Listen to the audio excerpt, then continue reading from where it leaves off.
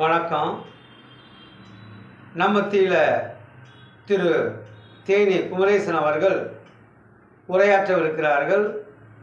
அவர் பூமியின் அசைவு குறித்தும் நிலநடுக்கத்தின் தெளிவை குறித்தும் ஏன் வருகிறது, எப்படி வருகிறது, எப்போது வரும் என்று தெளிவாக நம்மிடத்தில் விவரிக்க இருக்கிறார்கள். இந்த காலவேளையிலே அவரை நான் அழைக்கின்றேன். திரு தேனி குமரேசன் அவர்கள் வானவியல் ஆய்வாளர், பன்முக திறமையாளர். அவர் இந்த காலவேளையை சந்திப்பதில் மிக்க மகிழ்ச்சி அடைகிறேன். அவர் தொடர்ந்து நமக்கு வானவியல் குறித்து ஒரு தெளிவான முன்னோட்டத்தை அவர் கொடுப்பார். வாங்க திரு குமரேசன் அவர்களே. வணக்கம். வணக்கங்க. நான் நிலநடுக்கத்தை பற்றி ரொம்ப நாளாக ஆராய்ச்சி பண்ணிகிட்ருக்கேன். இதில் உங்களுக்கு எப்படி வருது, ஏன் வருது அப்படிங்கிறத பார்க்கும்போது கோள்களுடைய நகர்வுகளை பற்றி வச்சு தான் நிலநடுக்கம் வருது. அதாவது எப்படின்னு கேட்டால் வானவியல் ஆராய்ச்சி மூலம் தான் இது கண்டுபிடிக்க முடியும்னு ஏற்கனவே வர பல விஞ்ஞானிகள் சொல்லியிருக்காங்க. அது ஆனால் என்னுடைய சொந்த முயற்சியில் தான் நான் இதை ஆராய்ச்சி பண்ணியிருக்கேன். பல நூல்களை படிக்கும்போது இந்த விஷயங்கள் எனக்கு புரிஞ்சது. அதேமாதிரி பார்த்திங்கன்னா நிலநடுக்கம் ஒவ்வொரு கோள்கள் நகர்வுகள், அதாவது லோடு, ஒவ்வொரு கோளுக்கும் ஒரு லோடு இருக்குது. அந்த லோடுனுடைய அமைப்பை வச்சு தான் நிலநடுக்கம் வருது. பூமிக்கு ஒரு குறிப்பிட்ட லோடு அதிகமாகும் போது இந்த நிலநடுக்கம் ஒரு 20 செகண்ட், ஒரு நிமிஷம் போயிடும், உடனே போயிடும்.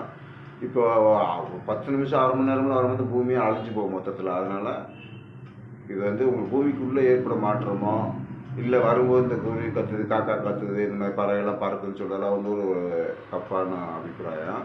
இப்போ பார்த்தீங்கன்னா அடுத்த நிலநடுக்கம் ஏற்கனவே பல மாதிரி சொல்லியிருந்தாலும் இப்போ அடுத்த வரப்போன நிலநடுக்கத்தை இப்போ நான் பதிவு பண்ணுறேன். 1-2 டிசம்பர் 2024 காலையில் ஒரு 4லேருந்து 8 மணிக்குள்ளே நார்த்து சைடு, அதாவது வடக்கு பக்கம் 32லேருந்து 36 டிகிரிக்குள்ளே. இது எந்த பகுதி வருது அப்படின்னு பார்த்தீங்கன்னா ஈஸ்ட்டில் 65லேருந்து 80 டிகிரி ஈஸ்ட்டில், நார்த்தில் 32லேருந்து 36 டிகிரிக்குள்ளே. இது உங்களுக்கு அந்த ஈரான், ஆப்கானிஸ்தான் அந்த சரௌண்டிங் தான் இதில் நம்ம கணக்கில் வருது. ஆனால் கொஞ்சம் முன்ன பின்ன கொஞ்சம் தள்ளி கூட அட்ஜஸ்ட்மெண்ட் மாறி கூட வரலாம். ஏன்னா இதுக்கு நிறைய இப்போ நம்ம சாதாரணமாக இப்போ உங்களுக்கு நிலநடுக்கத்தை கண்டுபிடிச்சி சாதாரண விஷயம் கிடையாது. இது மிகப்பெரிய இன்றைக்கி உலகத்தில் இருக்கிற எல்லா விஞ்ஞானிகளுமே ரொம்ப தீவிரமாக பார்த்துட்ருக்காங்க. இப்போ அந்த மாதிரி இருக்கும்போது இது சொல்கிறது சாதாரண விஷயம் கிடையாது. நிறைய நம்ம பொருள் செலவு, நிறைய மத்தியமான அரசு உதவியோட, வெளிநாட்டு விஞ்ஞானிகள் உதவியோடு இன்னும் தெளிவாக கரெக்ஷன் பண்ணி நான் அழகாக பண்ணி சொல்லலாம்.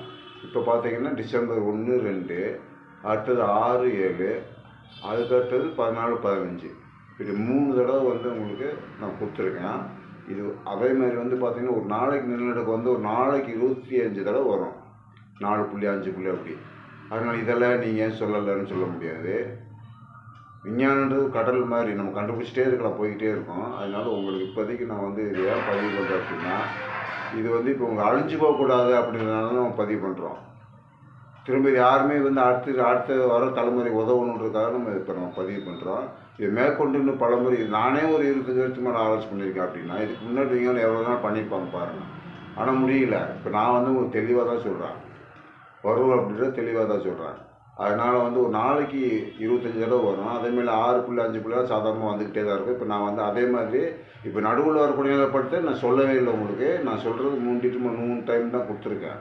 இப்போ நடுவில் வந்துச்சு, அதை நீங்கள் சொல்லலன்னு சொல்லக்கூடாது. ஏன்னா இது ஒரு ஆராய்ச்சியில் ஒரு கடல் மாதிரி. இப்போ உங்களுக்கு ஃபஸ்ட்டில் பார்த்தீங்கன்னா 1950 பார்த்தீங்கன்னா valve radio, valve TV, valve radio வந்தது. அதுக்கப்புறம் உங்களுக்கு டிரான்சிஸ்டர் ரேடியோ வந்தது. அதுக்கப்புறம் ஐசி ரேடியோ வந்தது, டிவி வந்தது. அந்த மாதிரி ஒரு கண்டுபிடிப்பு எப்படின்னா இப்போ நம்ம ஸ்டார்டிங்கில் ஒரு விஷயத்தை சொல்கிறோம். இன்னும் இதை தீவிரமாக ஆராய்ச்சி பண்ண அடுத்தடுத்து உங்களுக்கு வரும் நாளில் உங்களுக்கு எல்லா விஷயமும் ஈஸியாக புரிஞ்சிடும். அதனால இது நான் உங்களுக்கு இந்த வர்றதை இப்போ நான் பதிவு பண்ணியிருக்கேன். நீங்கள் வேணால் செக் பண்ணி பார்த்துக்கணும். ஓகே, நன்றி சார்.